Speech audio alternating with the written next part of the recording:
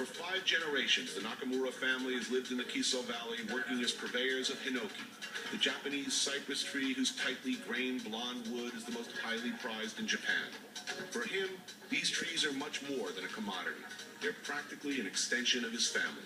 As being Japanese, we consider the forest as trees are each lives, right? So we are receiving the energy and the spirits from the forest. So we respect the forest or trees as like a god, as a spirit, something that's giving us lives.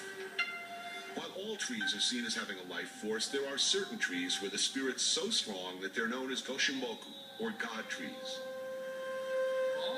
This is the site where 2 such trees were cut down in 1985 for a central role in Japan's longest-running religious ritual, the rebuilding of the Great Shrine at Ise.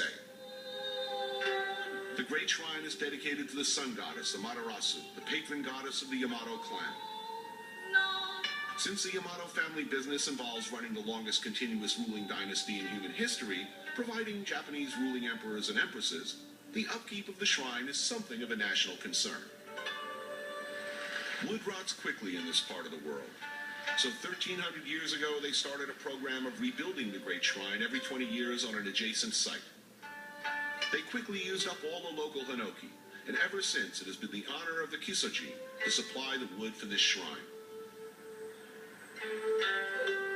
The people here in the community helps as a volunteer carrying those trees to the Ise Shrine. That's all volunteers. That's their heart. It's part of Mr. Nakamura's job to help with the selection of these sacred trees. We have to leave. And while you're not going to see any pictures of me hugging any trees, for once, I kind of understand the impulse. I've been invited to the Nakamura family house.